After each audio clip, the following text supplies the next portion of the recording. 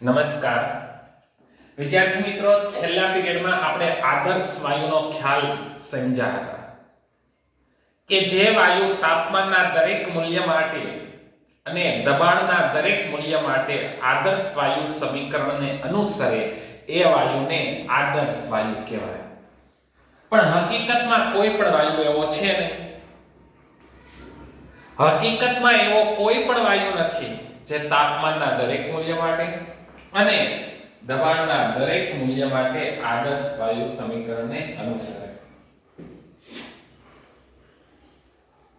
તો હવે આપણે લઈએ કયા તાપમાને અને કયા દબાણે વાયુઓ આદર્શ વર્ણતુક દર્શાવે છે. ઘણા નીચા તાપમાને આંતર આણ્વીય આકર્ષણ બળો છે એ અસરકારક બને છે. જો તાપમાન વધે એમ ગતિ ઊર્જા વધે, એટલે જેમ તાપમાન વધુ હોય ત્યારે વાયુની વર્ણતુક આદર્શ હોય, પણ તાપમાન નીચું હોય તો વાયુ આદર્શ વર્ણતુક ધરાવશે નહીં. તાપમાન નીચું હોય એટલે અણુઓ નજીક આવ્યા એટલે આંતર આણ્વીય આકર્ષણ બળ થશે, પારસ્પરિક ક્રિયાઓ થશે. ત્યારે નીચા તાપમાને કોઈ પણ વાયુની વર્ણતુક મોટા ભાગે આદર્શ જોવા મળતી નથી. તો એના માટે આપણે એક પ્રયોગ કરીએ કે આદર્શ વાયુ સમીકરણ PV nRT. વાયુની વર્ણતુક આદર્શ ક્યારે કહેવાય કે PV nRT થાય. એટલે ડાબી બાજુનું પદ PV, જમણી બાજુનું પદ nRT બે સરખા થાય ત્યારે. હવે આ PV ના છેદમાં nRT બરાબર 1 થાય. જો આ બે પદ સરખા હોય તો આ બેનો ગુણોત્તર કેટલો થાય? 1 થાય. એને આપણે દબનીય અવયવ Z કહીએ. એને દબનીય અવયવ અથવા સંકોચનીય અવયવ. ઘણીવાર દબનીય અવયવ શબ્દ વપરાય છે, ઘણીવાર સંકોચનીય અવયવ શબ્દ વપરાય છે, જેને આપણે Z તરીકે ઓળખીએ છીએ. હવે આદર્શ વાયુ માટે બધા જ તાપમાને અને દબાણે Z બરાબર 1 થાય. તો અહીંયા આલેખ જોજો. પહેલા હું કઈ અસર ગણું છું? દબાણની અસર. Z બરાબર 1 થવું જોઈએ, કારણ કે PV બરાબર nRT, તો PV ના છેદમાં nRT બરાબર Z.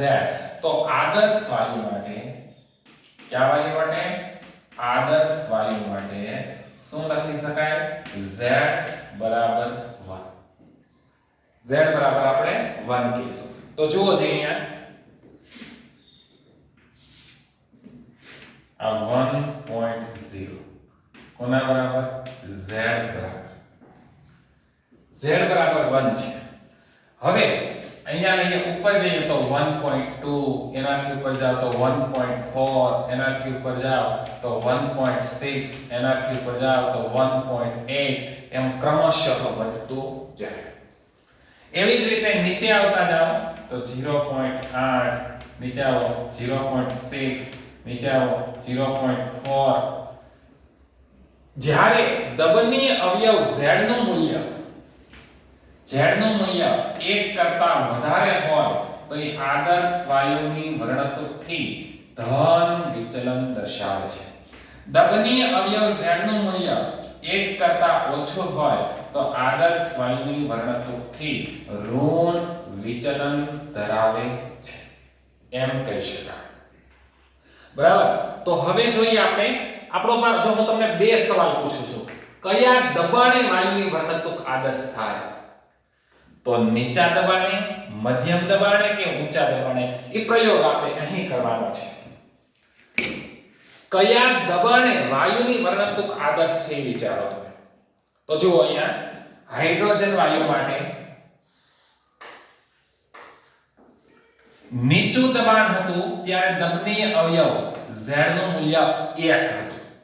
જો અહીંયા જ આદર્શ વર્ણતુક છે. પછી જેમ જેમ દબાણ વધે, જો આ વક્ર આગળ જાય એ શું બતાવે છે? દબાણ વધે છે.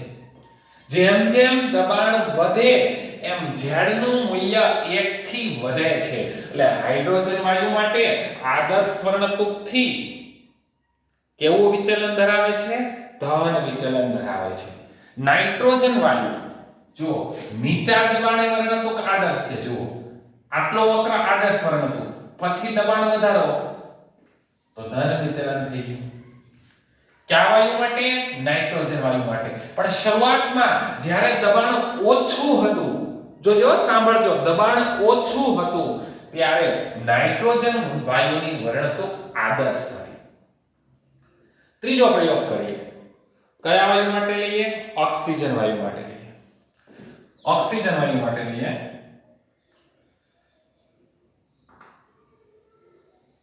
જો ઓક્સિજન વાયુ માટે શરૂઆતમાં એની વર્ણતુક આદર્શ જેવી છે પણ દબાણ કેવું હતું નીચું જેમ દબાણ વધે છે એમ ઋણ વિચલન થાય છે એક દબાણ એવું આવે છે કે ત્યાં Z નું મૂલ્ય 1 થાય જે વાયુ માટે Z નું મૂલ્ય 1 થાય ત્યારે વાયુની વર્ણતુક આદર્શ કહેવાય અને ફરી તમે દબાણ વધારશો તો એમાં ધન વિચલન જોવા મળશે આવા વક્ર જુદા જુદા વાયુઓ માટે પ્રાપ્ય થાય છે આવા વક્ર મેળવી શકાય આવો જ વાયુ વક્ર CO2 વાયુ માટે પણ મેળવો જો આ CO2 વાયુનો વક્ર આ બધા વાયુમાં આપણે જોવાનું છે કે કયા દબાણે Z નું મૂલ્ય 1 છે તો એનો જવાબ છે નીચા દબાણે આ પ્રયોગ ઉપરથી ખબર પડી કે વાયુનું કદ મોટું ક્યારે થાય વાયુના અણુઓનું કદ મોટું ક્યારે થાય જ્યારે દબાણ ઓછું હોય ત્યારે બરાબર દબાણ ઓછું હોય ત્યારે તો આપણે કહી શકાય કે ઊંચા દબાણે બધા વાયુઓ માટે જો આ ઊંચું દબાણ કેવા દબાણે ઊંચા દબાણે બધા જ વાયુ માટે Z છે 1 કરતા મોટો હોય છે ઊંચા દબાણે દબનીય અવયવ Z નું મૂલ્ય 1 થી વધારે હોય છે મધ્યવર્તી દબાણે જો મધ્યવર્તી એટલે વચ્ચે બરાબર મધ્યવર્તી દબાણે બધા વાયુ માટે દબનીય અવયવ Z નું મૂલ્ય 1 કરતા ઓછું હોય છે અને નીચા દબાણે વાયુની વર્ણતુક આદર્શ છે નીચા દબાણે દબનીય અવયવ Z નું મૂલ્ય કેટલું થાય છે 1 થાય છે આમ વાયુઓ આદર્શ વર્ણતુક દર્શાવશે જ્યારે ધારણ કરેલું કદ એટલું વધારે હોય કે જેની સરખામણીમાં અણુઓનું કદ અવગણી શકાય ધારણ કરેલું કદ વાયુના પાત્રનું કદ એટલું મોટું હોય કે અણુઓનું કદ છે એ અવગણી શકાય તો તમે વિચારો છે વાયુનું કદ મોટું ક્યારે થાય દબાણ ઓછું હોય ત્યારે અહીંયા લખો કે નીચા દબાણે વાયુ માટે Z બરાબર 1 થાય છે દબનીય અવયવ Z બરાબર 1 થાય છે એટલે વાયુની વર્ણતુક કેવી થાય છે આદર્શ થાય છે કારણ કે નીચા દબાણે વાયુઓ એટલું કદ ધારણ કરી લે છે કે વાયુના અણુનું કદ કે કુલ કદની સરખામણીમાં અવગણી શકાય હવે બીજો પ્રશ્ન પૂછું છું આ દબાણની વાત થઈ હવે બીજો પ્રશ્ન કયા તાપમાને વાયુની વર્ણતુક આદર્શ છે એના માટે જો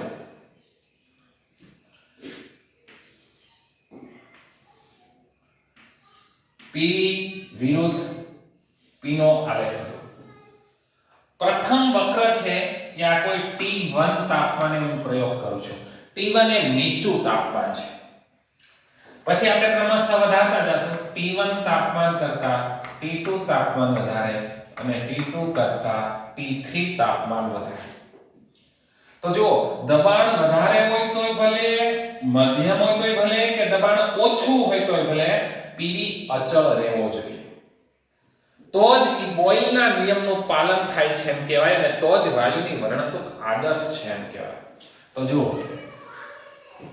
તો T1 તાપમાને PV અચળ નથી રહેતો PV ઘટે છે વધે છે ને એવું થાય છે આ વક્રની ઊંડાઈ જેટલી વધારે એટલું વાયુનું આદર્શ વર્ણતુકથી વિચલન થયું છે એમ કહેવાય તો હવે હું તાપમાન વધારું. બીજો પ્રયોગ મેં ક્યાં તાપમાને કર્યો? T2 તાપમાને. જો T1 કરતા T2 વધારે છે. જોયું નીચા દબાણે તો જુઓ આ વિચલન છે ઓછું થઈ ગયું. T2 તાપમાને વાયુની આદર્શ વર્ણતુકથી વિચલન તો થાય છે પણ અહીંયા વિચલન વધુ હતું, અહીંયા ઓછું થઈ ગયું. હવે ત્રીજું તાપમાન એક T3 તાપમાન. તમે જાણો છો T3 તાપમાન કેવું તાપમાન છે? ઊંચું તાપમાન છે. તો ત્યારે જોયું તો વાયુની વર્ણતુક લગભગ આદર્શ વાયુ જેવી. તો આ બીજા આલેખ ઉપરથી શું સમજાય છે તમને? કે ઊંચા તાપમાને વાયુની વર્ણતુક આદર્શ બને, નીચા દબાણે અને ઊંચા તાપમાને વાયુની વર્ણતુક આદર્શ બને. બોઇલ તાપમાન કોને કહેવાય? જો તાપમાન બોઇલ તાપમાન,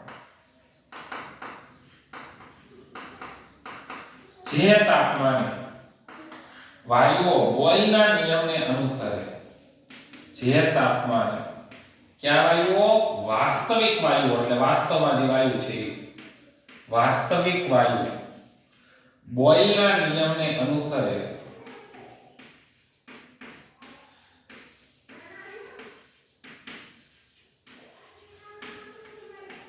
બોઇલના નિયમને અનુસરે એને કયું તાપમાન કહેવામાં આવે છે? બોઇલ તાપમાન કહેવામાં આવે છે. અને જુદા જુદા વાયુઓ માટે બોઇલ તાપમાન જુદું જુદું હોય છે. જે વાયુ માટે દબનીય અવયવ Z નું મૂલ્ય 1 હોય તો એ વાયુની વર્ણતુક આદર્શ છે એમ કહેવાય. હવે આ દબનીય અવયવ Z છે એ કઈ રીતે મેળવી શકાય એ માટેની એક બીજી રીત આપણે સમજીએ.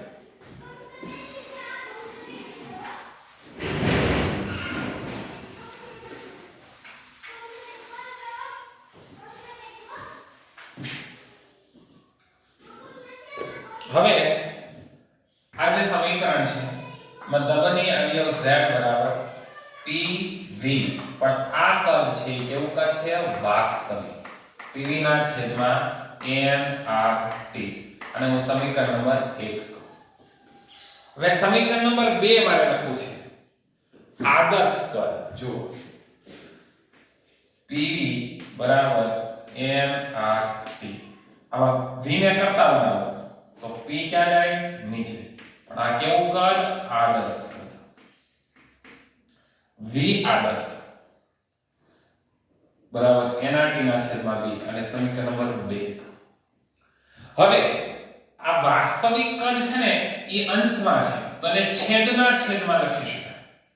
તો જો આ Z બરાબર P જ ઉપર રાખવું ના છેદમાં nRT ના છેદમાં શું છે?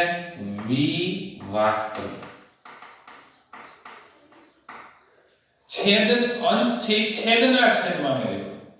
હવે જો એ શું કામ લખ્યું છે હું તમને સમજાવું છું. હવે આ અહીંયા જો nRT ના છેદમાં P, અહીંયા શું છે? nRT ના છેદમાં P. બંને પદ સરખા છે ને? તો હવે આ nRT ના છેદમાં P છે બરાબર, ઊંધું છે. nRT ના છેદમાં P છે એની જગ્યાએ શું લખી શકાય? V આદર્શ. એટલે આ વાસ્તવિકને ઉપર લઈ જાઓ તો Z બરાબર વાસ્તવિકને ઉપર લઈ જાઓ તો V વાસ્તવિક. એ તો ત્યાં જ હતું ને, જો ઉપર જ હતું એ ત્યાં ને ત્યાં. હવે હું વધ્યું આ વધ્યું જો P ના છેદમાં nRT. તો આને ઉલટાઈ નાખો. P ના છેદમાં nRT બરાબર P ના છેદમાં nRT છે અને અહીંયા nRT ના છેદમાં P છે. એટલે અહીંયા મૂકવું પડશે ને, અહીંયા નીચે. એટલે હું મૂકી શકાય અહીંયા nRT ના છેદમાં P છે, અહીંયા હું લખી શકાય V આદર્શ. V આદર્શ. તો દબનીય અવયવ Z બરાબર V વાસ્તવિક અને V આદર્શ. કાઈ નથી કરવાનું. આ સમીકરણ 1 અને સમીકરણ 2 ઉપરથી આ તમે મેળવી શકો. અહીંયા જો છે ને nRT ના છેદમાં P. જુઓ nRT ના છેદમાં P.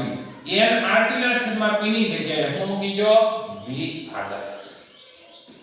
તો आपने खबर પડે કે દ્રવણીય અવયવ z બરાબર વાસ્તવિક વાયુનું કદ છેદમાં આદર્શ વાયુ. જો વાસ્તવિક વાયુનું કદ વધારે હશે તો z બરાબર 1 કરતા વધારે હશે અને વાસ્તવિક વાયુનું કદ ઓછું હશે તો z નું મૂલ્ય 1 કરતા ઓછું આવશે. હવેની થિયરી છે વાયુઓનું પ્રવાહીકરણ.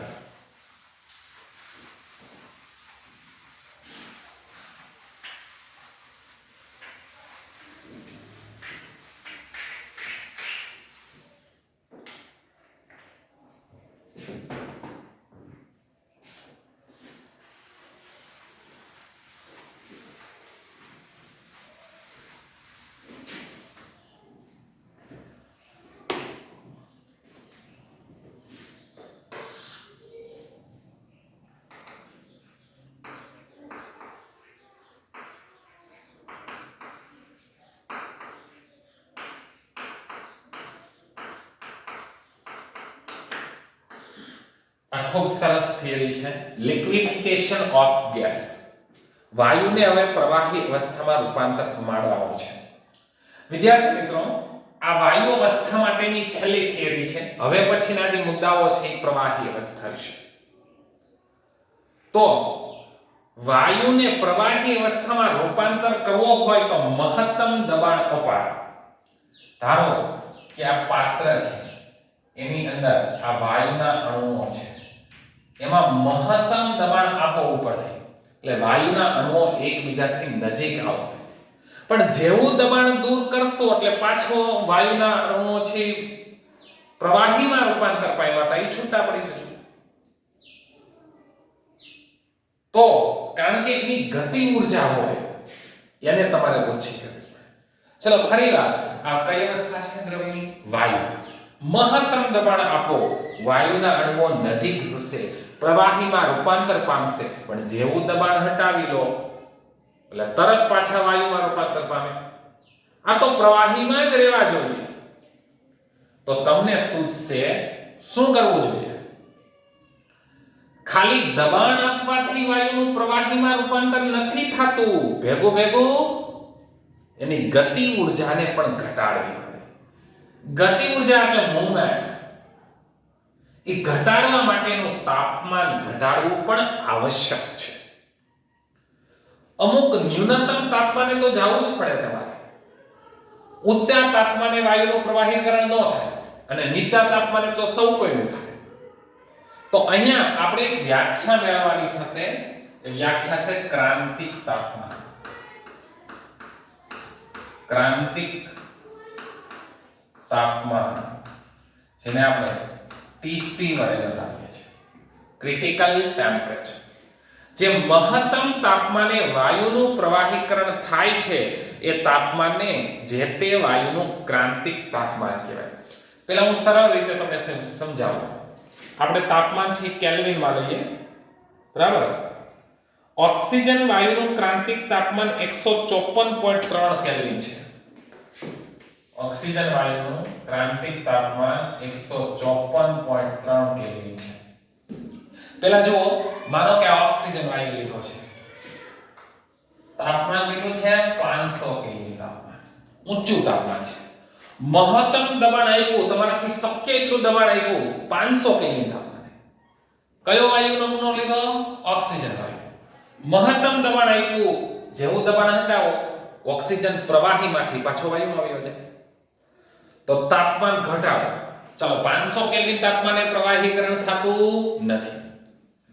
હવે કેટલા કેલ્વિન તાપમાન આવ્યું? 400 કેલ્વિન તાપમાન. ફરી પાછો ઓક્સિજન વાયુનો જ નમૂનો લીધો, મહત્તમ દબાણ આપ્યું, જોયું પ્રવાહીકરણ છું પણ દબાણ દૂર કરો એટલે ફરી પાછો વાયુ અવસ્થામાં.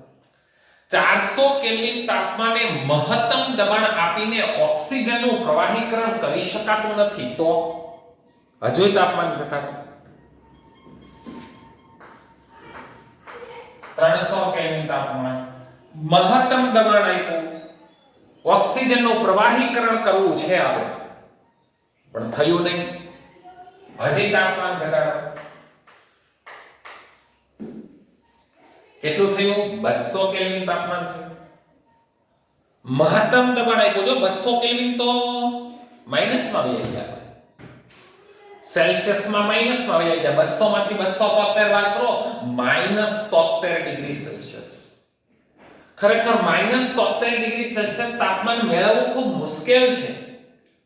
તમે સાંભળ્યું કોરોનાની વેક્સિન વિશે કે કોરોનાની વેક્સિન છે અતિશય ઠંડા તાપમાને સંગ્રહ કરવી પડે, માઈનસમાં તાપમાન મેળવવું પડે અને એવા કોલ્ડ સ્ટોરેજ ઊભા કરવા આપણા માટે ખૂબ મુશ્કેલ છે. તો હજુય પણ નથી થતું. પછી 190 170 150 160 અને છેલ્લે એવું તાપમાન લો 154.3 કેલ્વિન તાપમાન. 154.3 કેલ્વિન તાપમાન એ એવું તાપમાન છે કે ત્યારે ઓક્સિજનનું પ્રવાહીકરણ થાય છે. તો એવું તાપમાન કેવું મહત્તમ તાપમાન કે જ્યારે વાયુનું પ્રવાહીકરણ દબાણની અસર હેઠળ થાય એ તાપમાનને ક્રાંતિક તાપમાન કહેવાય. ક્રાંતિક તાપમાનની નીચેનું કોઈ પણ તાપમાન હોય ત્યારે વાયુનું પ્રવાહીકરણ થાય, એની ઉપરના કોઈ પણ તાપમાને પ્રવાહીકરણ થાય નહીં. તો હવે આપણે CO2 વાયુ માટે એક આલેખ લઈએ જે આપણી ટેક્સ્ટબુકમાં આપ્યું છે.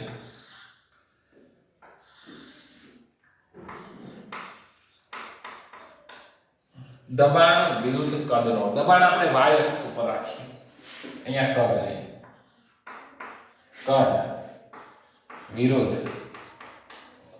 દબાણ નો આલેખ. પ્રથમ પ્રયોગ કરીએ 13.1 ડિગ્રી સેલ્સિયસ તાપમાને. ચલો કયો વાયુ લીધો? CO2 વાયુ. પ્રથમ પ્રયોગ છે 13.1 ડિગ્રી સેલ્સિયસ. જુઓ કદ v વધારે હોય તો વાયુ હોય, કદ ઓછું થાય કદ ઓછું થાય તો પ્રવાહી અવસ્થા આવે, કદમાં ઘટાડો કરવો પડે. બરાબર? તો હું બ્લુ કલરની લાઈન દોરું છું, અહીંથી જુઓ આ બિંદુ ધારી લો કે x છે. આ પ્રયોગ કેટલા ડિગ્રી સેલ્સિયસ તાપમાને થાય છે? 13.1 ડિગ્રી સેલ્સિયસ. x બિંદુથી હવે જો દબાણ વધ્યું, આ વક્ર ઉપર જાય એટલે શું વધે છે? દબાણ વધે છે. દબાણ વધે એટલે કદમાં શું થાય? ઘટાડો થાય. દબાણ વધારો થયું, કદ ઘટશે.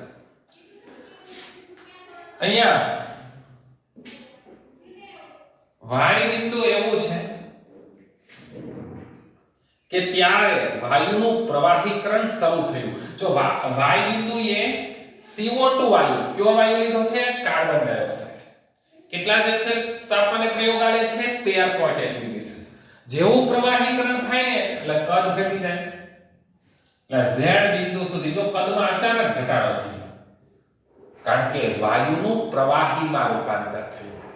આ YZ વક્ર છે એ CO2 વાયુની પ્રવાહી અવસ્થા દર્શાવે છે. અને હવે તમે દબાણ વધારો છો, દબાણ ઘણું બધું વધે છે પણ કદમાં કાંઈ ફેરફાર થતો નથી, કારણ કે પછી બહુ કદમાં ફેરફાર ન થાય ને, પ્રવાહી બની ગયું. પછી તો ઘનમાં રૂપાંતર પામે ત્યારે કદમાં ફેરફાર થાય. જુઓ આ વક્ર શું બતાવે છે કે દબાણ ઘણું બધું વધે છે પણ કદમાં નહિવત ઘટાડો થાય છે. તો આપણે સમજાયું કે 13.1 ડિગ્રી સેલ્સિયસ તાપમાને તો CO2 નું પ્રવાહીકરણ થાય છે, પણ આપણે તો મહત્તમ તાપમાન જોવાનું છે. તો હવે આનાથી ઊંચા તાપમાને પ્રયોગ કરીએ. 21.5 ડિગ્રી સેલ્સિયસે પ્રયોગ કરીએ. CO2 વાયુ માટે 21.5 ડિગ્રી સેલ્સિયસ તાપમાને પ્રયોગ કરીએ. કેટલા તાપમાને? 21.5. તો જો આ બિંદુ A, જો આ A થી B સુધી આવો તો શું થાય છે? દબાણમાં જો આ વક્ર જોજો, વક્ર બાર દબાણમાં વધારો થવાથી કદ ઘટે છે. કદ ઘટે છે. આ વાયુનું કદમાં ઘટાડો. B બિંદુએ CO2 વાયુનું પ્રવાહીકરણ થઈ ગયું એટલે B થી C બિંદુ છે એ કદમાં થતો ઘટાડો વધારે દેખાણો, કારણ કે આ કઈ અવસ્થા આવી ગઈ? પ્રવાહી અવસ્થા. પછી તમને ખબર છે કે તમે દબાણ ગમે એટલું વધારો પણ કદમાં કઈ ખાસ ફેરફાર થતો નથી. તો આ રેડ કલરની લાઈનનો વક્ર જે દેખાય છે એ CO2 વાયુ માટે કેટલા ડિગ્રી સેલ્સિયસ તાપમાને 21.5 ડિગ્રી સેલ્સિયસ તાપમાને કરેલો પ્રયોગ છે. તો આ તાપમાને પણ CO2 નું પ્રવાહીકરણ થયું તો હજી ઊંચા તાપમાને જાય 30.98 ડિગ્રી સેલ્સિયસે જઈએ. કેટલા? 30.98. ચલો CO2 વાયુ 30.98 ડિગ્રી સેલ્સિયસ. આ ઓરેન્જ કલરનો વક્ર છે જુઓ. આ શું બતાવે છે? દબાણ વધવાથી કદ ઘટે છે. એક આ બિંદુ E આવ્યું ત્યારે CO2 નું પ્રવાહીકરણ બિંદુવત થયું. થોડુંક જ CO2 નું પ્રવાહીકરણ થયું. તો આ કેટલા ડિગ્રી સેલ્સિયસ તાપમાને? 30.98. જો આ જે ભાગ છે ને આ પ્રવાહી અવસ્થા દર્શાવતો ભાગ છે. જો આ બધો ભાગ કઈ અવસ્થા દર્શાવે છે? પ્રવાહી અવસ્થા દર્શાવતો ભાગ છે.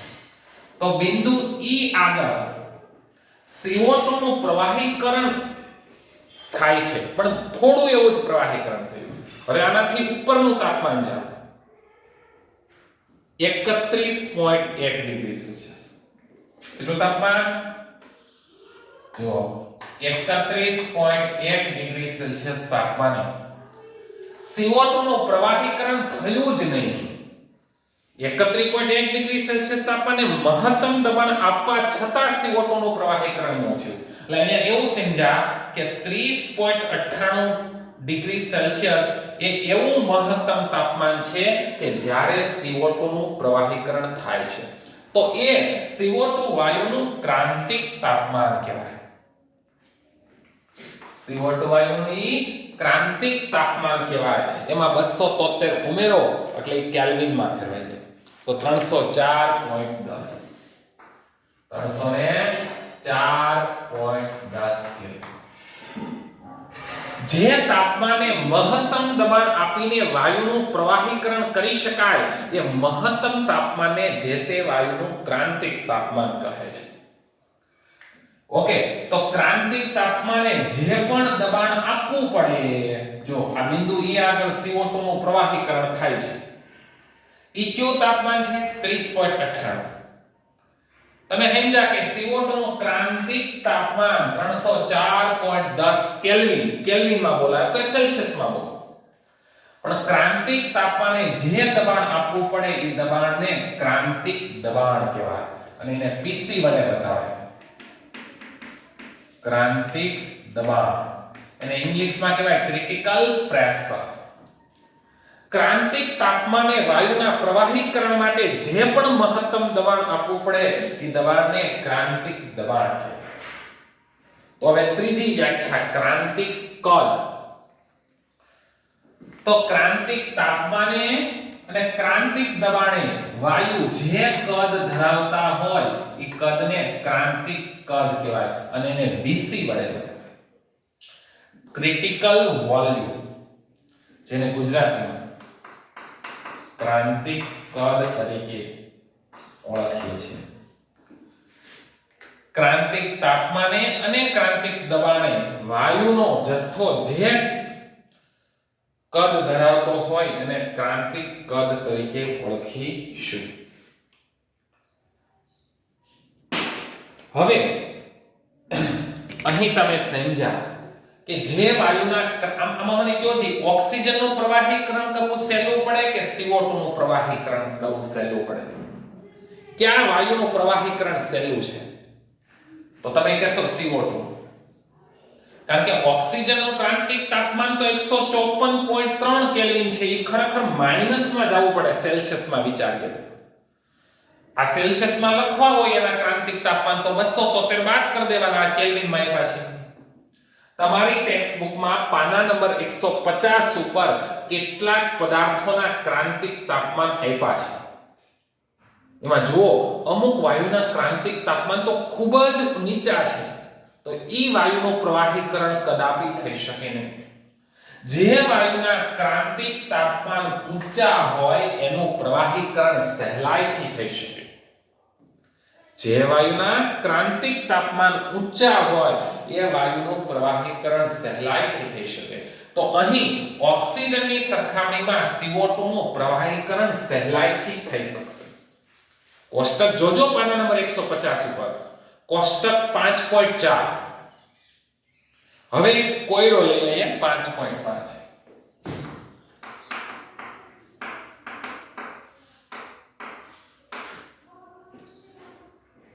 વાયુના લાક્ષણિક ક્રાંતિક તાપમાન ધરાવે છે, જે વાયુના આંતર આણ્વીય બળો પર આધાર રાખે છે.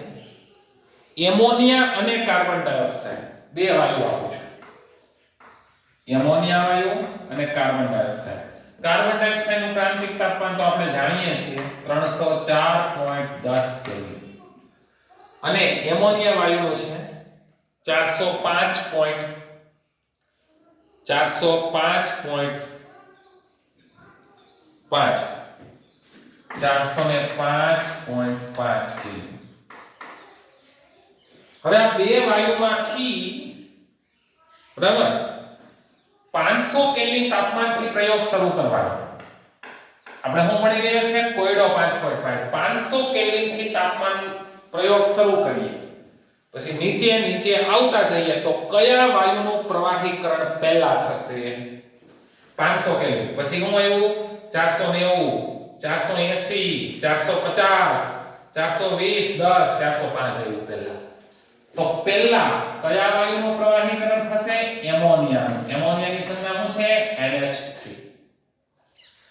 હમણાં જ કીધું હતું ને કે જેના ક્રાંતિક તાપમાન ઊંચા એનું પ્રવાહીકરણ સહેલાઈથી થાય. તો અહીં CO2 કરતા એમોનિયાનું પ્રવાહીકરણ સહેલાઈથી થશે, કારણ કે એમોનિયાનું ક્રાંતિક તાપમાન ઊંચું છે. ક્રાંતિક તાપમાન નીચા હોય ને એમાંથી 273 બાદ કરજો તો ખબર પડશે કે સેલ્સિયસમાં માઈનસમાં જવાબ આવશે. અને માઈનસ કંઈક થોડા ઘણા માઈનસ નહીં, ખૂબ જ વધારે માઈનસ. અને એટલા બધા માઈનસમાં તાપમાન મેળવવા ખરેખર મુશ્કેલ હોય છે. તો પ્રિય વિદ્યાર્થી મિત્રો, વાયુ અવસ્થા વિશેનો સંપૂર્ણ અભ્યાસ અહીંયા પૂરો કર્યો છે. અને આ પછીના એક પીરિયડમાં પ્રવાહી અવસ્થા વિશેનો આપણે અભ્યાસ કરાવીશું. અને પછી આપણે એના પછીનું નેક્સ્ટ ચેપ્ટર શરૂઆત કરીશું.